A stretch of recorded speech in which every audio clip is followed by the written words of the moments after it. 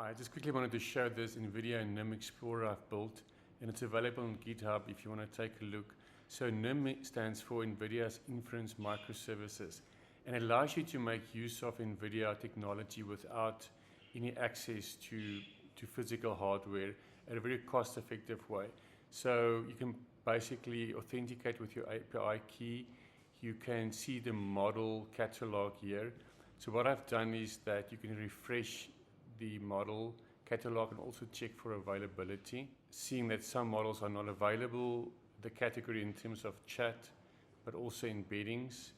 And then what you can do, you've got a prompt playground, you can compare different models, API inspector, check embeddings, also check your usage of the models.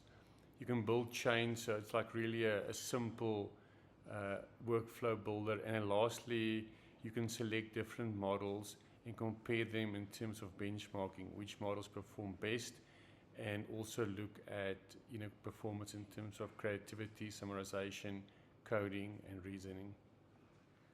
So there you go. Please have a look and tell me what you think.